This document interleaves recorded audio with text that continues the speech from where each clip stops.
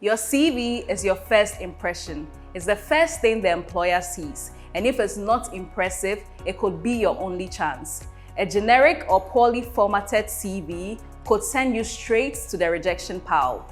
Welcome to Vacancies. If you watched our last video, you know we are diving into the reasons why you may still be unemployed. Today's topic may seem basic and often overlooked: your CV and the email you send it with. So, what does a good CV look like? A good CV is tailored to the job. That means that you can't use the same CV to apply for every job. Look at the job description and highlight the skills and experience that match. If the job description is looking for somebody with problem-solving skills or communication skills, make sure that that is front and center in your CV. Formatting is also crucial. Make sure the CV is clean and easy to read.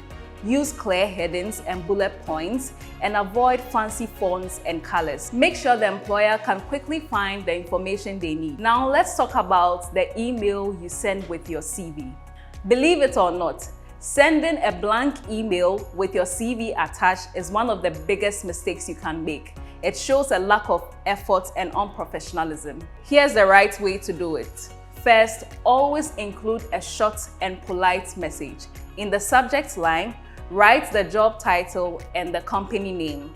Then in the body of the email, mention your name, mention the role and why you are interested, and close with a polite sign-off. And please, use a professional email.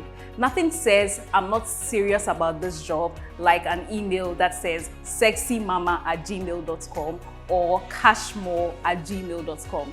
Keep it simple and professional. A well-presented CV and email can go a long way to make a difference in your job search. Don't lose out on opportunities because of these simple mistakes.